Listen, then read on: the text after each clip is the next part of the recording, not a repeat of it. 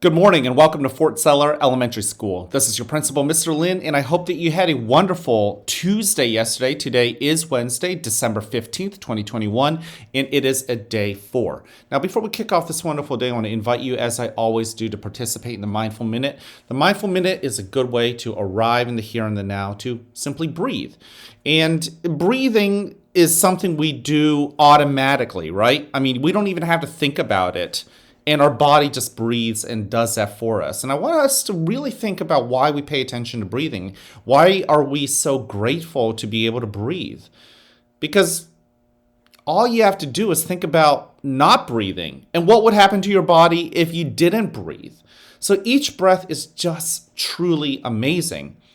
And for our minds to let go of the past and the future, sometimes we just have to notice what's really amazing right here and right now.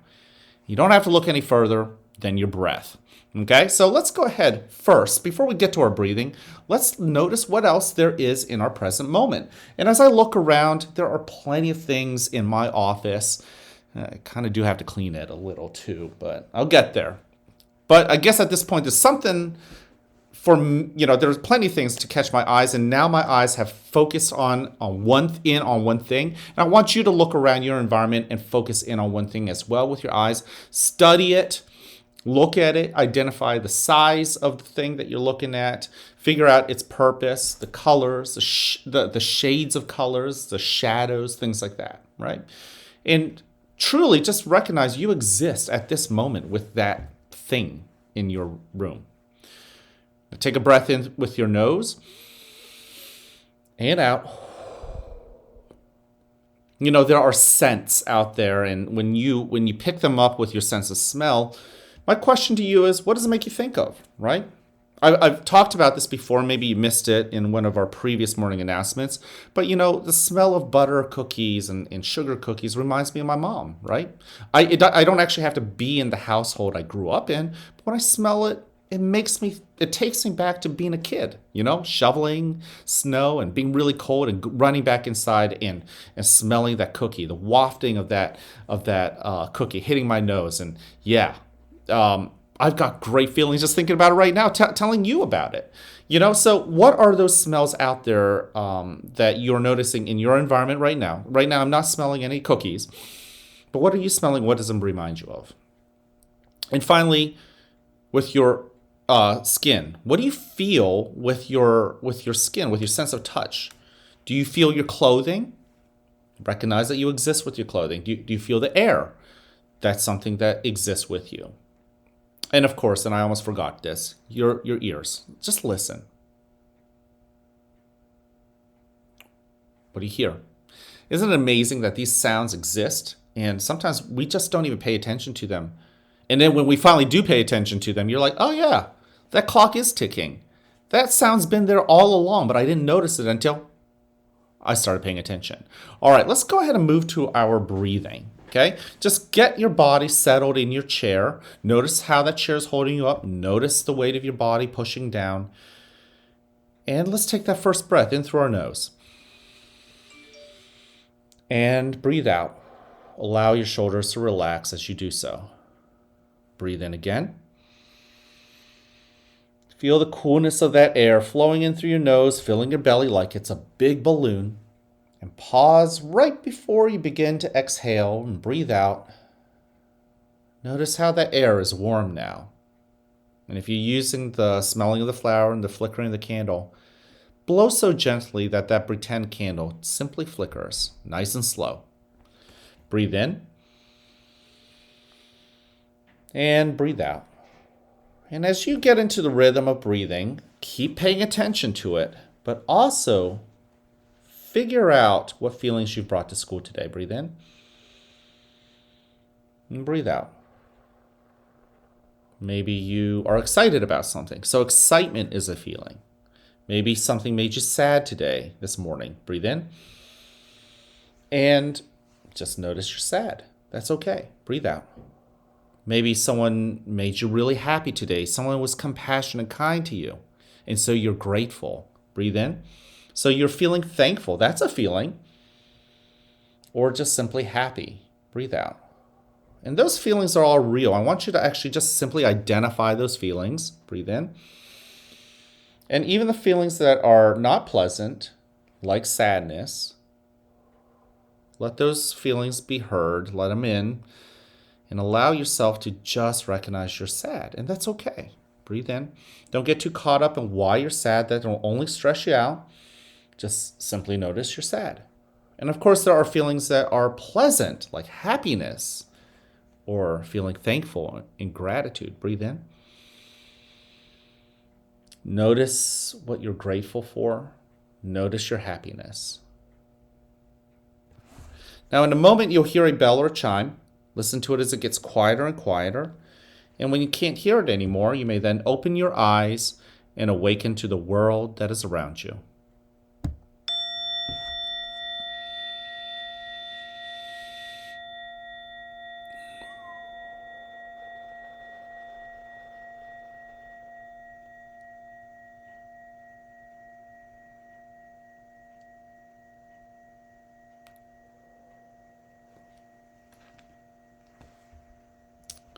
Welcome to a new day right here at the fort, where you are loved, where you are cared for, and where we want you to succeed.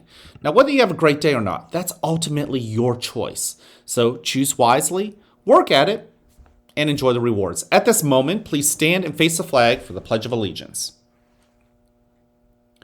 I pledge allegiance to the flag of the United States of America and to the republic for which it stands, one nation, under God, indivisible, with liberty and justice for all. Thank you. Go ahead, take a seat. I want to thank you for joining me in this mindful minute. One of the feelings that I actually felt in that breathing exercise was thankfulness. That's a real feeling. When you can actually stop and feel thankful that somebody has done something awesome for you, or maybe someone is doing something with you. And I'm thankful that so many of you guys are doing the breathing techniques with me.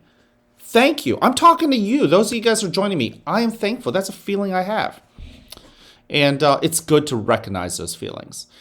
We have 3 expectations here at the school. You know it by now. Number 1, show that you're respectful to yourself as well as to others. And, 2 days ago, I had a conversation with a first grade student who, just really was having trouble making smart choices that were respectful to himself as well as to his teacher. And I had a conversation with him, and yesterday, I was really proud of him. He actually responded and had a much better day.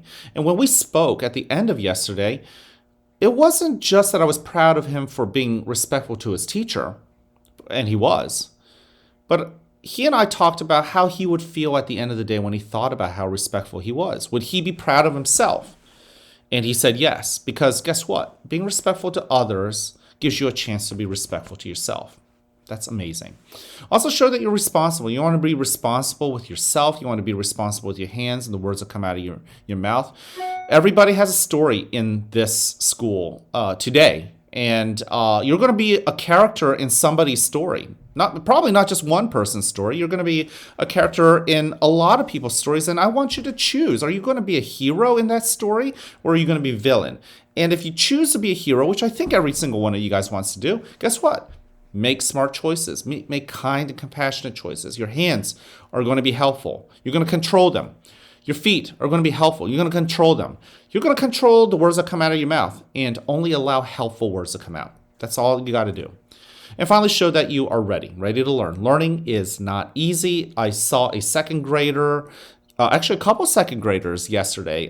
There was a second grader who was learning about adding, 100 plus 100 plus 200, and she worked hard and eventually got there. And what impressed me wasn't that she didn't have the answer at first. It was that she didn't give up, and she actually worked with me because I wanted to help, because I wanted to be a hero in somebody else's story. I also saw another student doing the same thing. He was adding, and it was not an easy adding math problem. And he was trying to do it in his mind, and he didn't give up. It was hard. He took time, and he actually ended up with the right answer. So, all of those are examples of being ready to learn. And I don't want anyone to give up. I'm going to encourage you, don't give up. Our character trait of the month is compassion and kindness. We've already talked about that. You know, we have the Christmas tree out there, the Operation Warm a Child. How cool is it? It's getting filled with hats and gloves and scarves and coats. That's pretty cool. We are also collecting coins. I still hear some coins, and I want to say second grade might be in the lead from just based on what I'm seeing, but who knows? I see plenty of kindergartners dropping off coins. I see plenty of first graders dropping off coins. And if you didn't see that flyer that you all went home with yesterday, it was a pink little half sheet. We're also collecting toys today and tomorrow, Wednesday and Thursday. Only 2 days because we're trying to fill up a truck. And on Friday, that truck is headed down to Kentucky. That's another state, it's not in Pennsylvania. But recently, there were these big tornado windstorms that swept through and destroyed a whole bunch of homes. And a lot of kids are going to have a tough holiday, and a lot of them were looking forward to gifts, and now they don't even have a house. And so we thought it would be cool to collect some toys and be a hero in their lives and try to send it down to them so that maybe we can give them the magic of this holiday season. So if you've brought in toys today, awesome. If you want to bring in toys tomorrow's really the last day to bring in toys. I know this is real quick, but if you want to help out, go ahead and do that. All right.